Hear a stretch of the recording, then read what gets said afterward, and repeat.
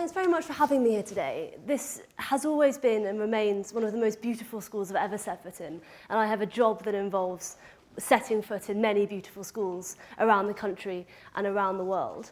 So I'm honoured to be here. I'm very glad to be talking to you all today about two wonderful, transformative things. Two things that take a life led in black and white and splash it with glorious technicolor. And one of those things, as Wendy already mentioned, is debating. And the other one is Harry Potter. And I think these two things share one beautiful similarity. And I think that walking into debating for the first time is just like that moment in Harry Potter where he finds out that he's a wizard for the first time, right? So that joy and that excitement, but also that slight horror and that slight fear is something which I think is magical and something that I think lies at the heart not only of debating, which I love more than is really rational, but at the heart of any hobby or any commitment that you guys make and take up with that level of dedication. So let's dive in. So debating really consumed my life at university. It continues to consume my life now. It's taken me all around the world, and it's something that I have a deep and lasting passion for. But with Harry Potter, what we find similarly is something that has entranced and enthralled people all around the world, that has done for many years, and that continues to do so. So why is it that these two things are similar, right? Why am I going on about these things that you think, or may think, are completely different? Two things.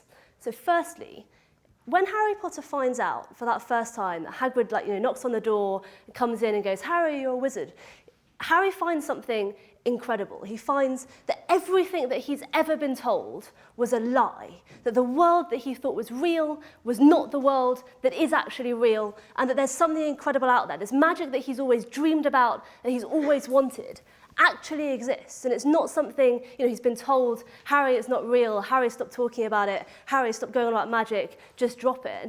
And he finds out that actually his uncle and aunt have been lying to him the whole time, and there's a beautiful magic world out there. And what that means is that some things are never the same again. When he goes to King's Cross, that can never be one of, 3, 4 anonymous London train stations, but it's now the home of the Hogwarts Express, the start of the journey, the place that he dreams about as being the crux of the distinction between the land of the living and the land of the dead. And it means that an anonymous shop front that his eyes might have just slid past and a phone box that he might have paid no notice to now become St. Mungo's and the entrance to the Ministry of Magic. And it means that the leaky cauldron is now something that he can see rather than something that he couldn't. And it means that in one of the many, many London squares, all of which look very similar, there's now a building where once there was a quirk of lettering that meant that there was no number 13. And all of those joys and all of those mysteries, that world of magic and wonder that is now available to him, it's just the same as debating, right? So when you start debating for the first time, you realise that all these things that you were told, they were a lie, right? It's a lie that no one wants, that some people have nothing to say. And it's a lie that some people just can't do standing up in front of other people. And it's a lie that no one wants to know what you think. And it's a lie that debating is this thing where politicians shout at each other to no real end on the telly in a sort of maybe vaguely amusing, but probably not very important way. All those things are lies. And the truth is that if we train ourselves to really see it, and if we train ourselves to really look through something like debating or really any intellectual engagement that you have in your life, that there's a world of magic out there, that under all of the black and white, under the grimy London streets, and indeed under this beautiful London building, there's a world, a sort of hidden architecture of ideas and of true intellectual joy. Because every seemingly pointless argument that politicians have on the TV, or seemingly pointless argument that you have with your mum, or that people have in the pub or in a restaurant or whatever, under every one of those arguments, there's a whole set of ideas which are just swarming underneath, waiting for you to recognise that they were there all along, waiting for you to train yourself to look for them, and waiting for you to train yourself to realise that once you have an idea, it's not just some fact, and it's not something that you're just going to wheel out on an exam or whatever, but it's something that's going to remain with you forever and that you can use for a whole range of purposes in the rest of your life. So that's one thing, this world of wonder. The second key similarity, I think, comes with that, and it's the necessary dark side of there being all this great stuff out there. And it's the fear and it's the doubt that Harry expresses. And if you'll just let me read to you just for a moment. So Harry finds out he's a wizard.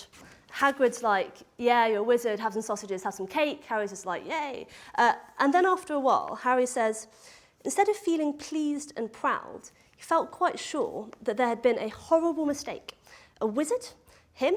How could he possibly be? He'd spent his life being clouted by Dudley and bullied by Aunt Petunia and Uncle Vernon, and if he really was a wizard, why hadn't they been turned into warty toads every time they tried to lock him in his cupboard?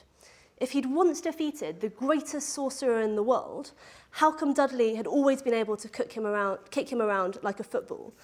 And so Hagrid, he says quietly, I think you must have made a mistake.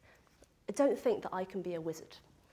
And this is a doubt that stays with Harry, and it comes back on the train when he says to Ron, you know, I bet everyone else in the class is better than me. And it comes back again when he's in the whole hall full of all of the students waiting to put the sorting hat on, and he thinks, what if there's been a mistake and I just sit there and I don't get sorted, and Professor McGonagall says, Harry, there's been a mistake, you need to get back on the train. And that's a doubt and fear that remains with him because he's seen something so incredible and he can't quite believe that he fits in, and he can't quite believe that ordinary Harry Potter could enter this world and be a part of it.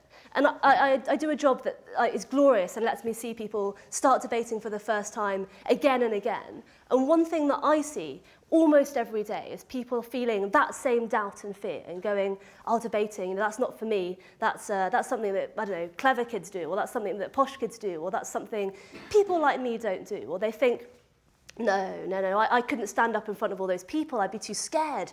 And even if I did manage to overcome my fear and get on a stage, well, why would anyone listen to me? And that's a doubt that everyone feels all the time.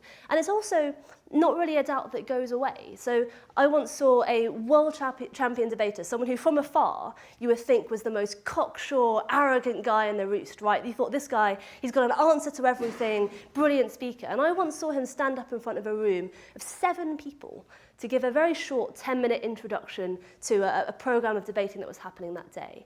And yeah, he sounded confident, he sounded okay, but I was standing just behind him about where that would be if I was this person. And I could see his hand held behind his back with all his notes, shaking like a leaf with the fear that he felt standing in front of 7 people giving an ordinary introduction. And that's a fear and doubt that stays with us. And I think it comes with the wonder, just like it did for Harry. So there are great stories that people tell, and they do it all the time, about the wonders they've seen in debating, people overcoming the doubt, overcoming the fear, and becoming something they never thought they could be. But I'm not going to tell you any of these great stories. You can Google them, they're on YouTube. What I'm going to tell you about is a couple of very small stories. And these are just moments that like literally make my day every time they happen. And it's things like the first time someone says, actually, you know what? Maybe I'll just give that a go, right? Maybe I'll just try this debating thing.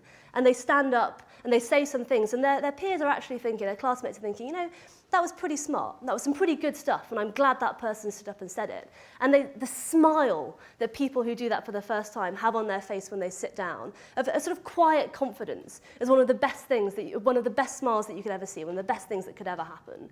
And people who say, oh, you know, and they give an amazing speech, and then afterwards they go, I didn't think I had anything to say, but then I stood up and all these ideas just came out. It's another great moment that you see when you engage in something like debating. So the question then you might be wondering, right, is she said all this stuff about Harry Potter, she said like, yeah, we should think about ideas and we should sort of try stuff. What makes debating special? Why is it that I have to try this particular hobby out of all the wonderful, exciting things that are available to us? I think there are 3 things that make debating special, 3 things that make it incredible, because I think it's true. You can see ideas all over the place. You could like read a book, you could learn some things, you could pay attention to your teacher, whatever, find some true intellectual joy. And, you know, equally, you can try loads of things, overcome adversity, climb a mountain or whatever, right? But 3 things that make debating special. And these, I think, really are quite amazing. And the first one is community. So there are people all over the world who engage in this wonderful activity and think that it's something that defines who they are, think that it's something that they wish everyone had a chance to do. Because when we stand here in a room like this and we say, I really value debate, I really value conversation, and I think that we can, through reasoned discussion, come to good ideas. That sounds pretty uncontroversial. It sounds like something that everyone would say, it seems almost a truism. But if you go to parts of the world where that's not a given, and where people stand up and debate with their peers, and that is some of the only debate that happens in their country, and it's some of the only discussion that is valued that they've ever seen, that's an amazing experience. And to stand in front of those people or with those people and say, today we brought debate to a part of the world where normally people don't value that sort of thing, that can be incredible. And what that does is it binds this community together. So there are people all over the world who feel that they've been transformed by debating and have a burning desire to transform in their turn. And that means people give up lots of time to take part in all sorts of debating-related events. It means people organise competitions and workshops and model the United Nations and model parliaments and all of these sorts of things that mean that they are there to make sure that everyone has those chances and that everyone can be a part of a speech and debate community. And that's one thing that makes debating a very special hobby. It means that when you think, oh, I'm not sure if I can do this, I'm not sure if I can manage, there should always be someone who says, yeah, you can do it, just go for it. And someone who's always there to offer that support and offer that advice. The second thing I think that makes debating incredible is commitment, right? So it's something which, if you want it to, and you don't have to want it to, but if you want it to, can take over a lot of your spare time. I think I spent more time on debating during my time at university than I did doing the things which were supposedly gaining me my degree. And I don't regret that for a moment, because I think that if you find something that makes you passionate and something that you really enjoy and something that you think you're learning from and something where you think maybe that you're teaching others, where you've got something to say, and that's an incredible thing. And that doesn't have to be debating, it could be any other hobby that you have. But to be able to say, yeah, I do this thing, I do it well, I'm committed to it, and I'm passionate about it, is a wonderful process which brings out all sorts of other qualities that before lay hidden and that before we couldn't see. And the final one is growth. So I think debating, unlike almost any other hobby that you could do, has a limitless capacity to change who we are and to change who we become.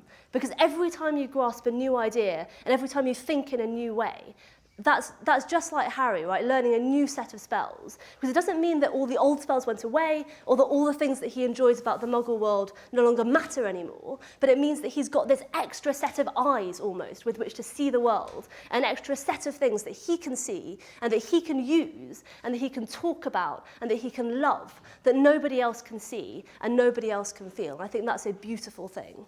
So all that I want to say today, then, is that what debating does is an incredible thing that can transform lives. But if you don't find debating, that you should find any other thing that you love and that you want to do to be the best at, or that you want to allow into your life and you want to allow to transform your life, and that you should take hold of that opportunity, because there aren't very many of them, unfortunately. And when we do find something that has the capacity to transform our lives and the lives of those around us, I think we should always take that chance. So all I can say to you guys is, please debate.